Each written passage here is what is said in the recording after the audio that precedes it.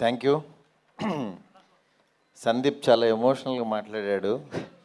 సందీప్ తర్వాత మాట్లాడాలంటే చాలా స్పీచ్ బోల్డ్ మాట్లాడాడు, కానీ సినిమా తను కలర్ ఫోటో తర్వాత ఇంత జర్నీ ఉంది కాబట్టి మాట్లాడాడు.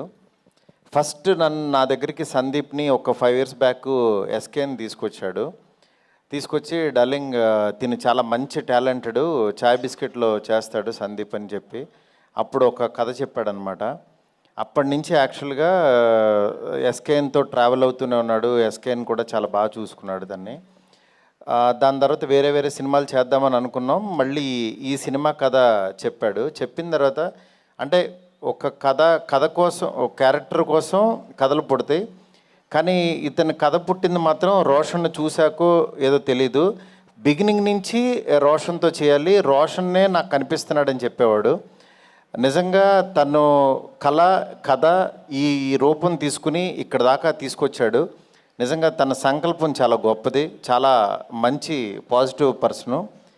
కానీ రీసెంట్గా చిన్న వాటికి ఫస్ట్రేట్ అయిపోతున్నాడు. తమ్ముడు ఎందుకు తమ్ముడు నీకు అంత ఆవేశం? ఏదున్నా సరే సోషల్ మీడియా ఉందని అందరిలాగా నువ్వు కూడా ట్విట్టర్లో ఎందుకు ట్వీట్లు వేసేయటం?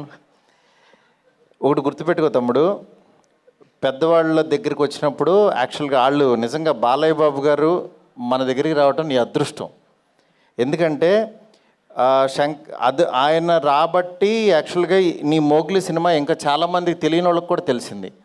లేకపోతే మన సినిమాకి కొంతమంది వరకు తెలిసేది, అంటే దాంతోపాటు వస్తుంది అని. అందువల్ల ఎందుకు ఈ మాట అన్నానంటే, శంకర్ దాదా ఎంబీబీఎస్తో పాటు ఆనంద్ సినిమా వచ్చింది. శంకర్ దాదా ఎంబీబీఎస్తో పాటు వచ్చింది కాబట్టి, చిరంజీవి గారిది వచ్చింది, దాంతోపాటు వచ్చింది కాబట్టి చాలామందికి తెలిసింది. ఆ సినిమా చూశారు. ఇవాళ ఒక శేఖర్ కమలాన్ని ఒక మంచి డైరెక్టర్ని మనం ఇదయ్యాం. అలాగే నువ్వు కూడా బాలయ్య బాబు గారి బ్లెస్సింగ్స్తో నువ్వు ఎదగాలని కోరుకుంటున్నాను నేను. ఎందుకంటే ఎప్పుడు మనం నెగిటివ్ ఉండొద్దు. ఎందుకంటే ఒక పని జరిగిందంటే మేబీ ఈ డేట్ నీకు 13 రావటం మంచిదేమో, దాని గురించి మనం ఫస్ట్రేట్ అయిపోయి ట్వీట్లో వేసేసి కామెంట్స్ వేసేసి అవి వద్దు. ఎందుకంటే నువ్వు చాలా ఎదగలు తమ్ముడు. నువ్వు మాట్లాడుతుంటే వినబుద్ధి అవుతుంది. అందుకని ఈ మాట చెప్దాం అనుకున్నాను. ఎనీవే, మా పీపుల్స్ మీడియా సంస్థలో అన్ని రకాల సినిమాలు, అంటే ఒక పక్క నుంచి నాతో ఎంత పెద్ద సినిమా చేస్తున్నారో తెలుసు, అలాగే ఇలాగ మోగ్లీ ఇలాంటి మంచి సినిమాలు కూడా తీస్తున్నారు పక్క నుంచి. అంటే విశ్వ గారు బిగినింగ్ నుంచి కంటెంట్ కష్టపడే వ్యక్తిని మాత్రం ఆయన అసలు వదిలిపెట్టరు, అలాగే ఎంకరేజ్ చేస్తున్నారు. మీలో కూడా మంచి టాలెంట్ ఉంటే విశ్వ గారిని మీట్ అవ్వచ్చు. ఎందుకంటే ఆయనకు అసలు అవసరమే లేదు సినిమాలు తీయాల్సిన అవసరం, కానీ నిజంగా ఇండస్ట్రీకి ఏదో రుణపడి ఉన్నట్టే ఆయన వచ్చి ఇక్కడ ఒకటి ఆడినా ఒకటి ఆడకపోయినా సరే కంటిన్యూగా ఈ ఇండస్ట్రీని ఎంత పోషిస్తున్నారో నాకు తెలుసు లిటరల్గా. నిజంగా అలాంటి వ్యక్తిని మనం దూరం చేసుకోకూడదు. ఈ సినిమా ద్వారా ఇంకా పెద్ద సక్సెస్ ఇచ్చి పీపుల్స్ మీడియా సంస్థలో ప్రతి సంవత్సరం ఇలాంటి మోగ్లీలు ఎన్నో రావాలని చెప్పి మనస్ఫూర్తి కోరుకుంటున్నాను.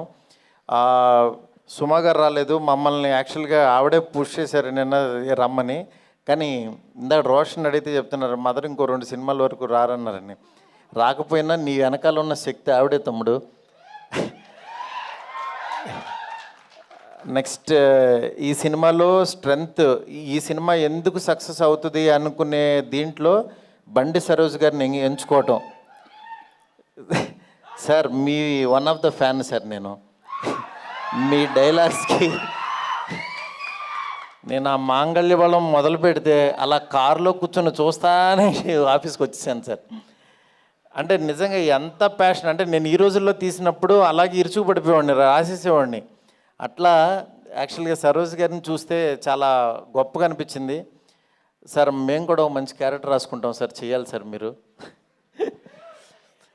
ఎనీవే, ఇక్కడికి ఈ టీంని బ్లెస్ చేయడానికి వచ్చిన రాణా గారికి నిజంగా ప్రతి చిన్న సినిమా ఏదన్నా క్వాలిటీ బాగుందంటే మా వెనకాల రాణా గారు ఉన్నారంటున్నారు. రాణా గారికి చెప్పాను సార్ బాగుందంటున్నారు. అలాగే రాణా గారు, సురేష్ బాబు గారు మంచి కంటెంట్ ఉన్న సినిమాల్ని థియేటర్కి తీసుకొచ్చి రిలీజ్ చేస్తున్నారు. ఆ సినిమా గురించి గట్టిగా లౌడ్గా చెప్తున్నారు. రాణా గారికి చాలా చాలా థ్యాంక్స్ సార్. నీ టీం అందరికీ కూడా చాలా బాగా ప్రొఫెషనల్గా చాలా బాగున్నాయి, అన్ని క్రాఫ్ట్స్ చాలా బాగా చేశారు. ఈ సినిమా బాగా ఆడాలని మనస్ఫూర్తి కోరుకుంటున్నాను. All the best to entire team. Thank you so much.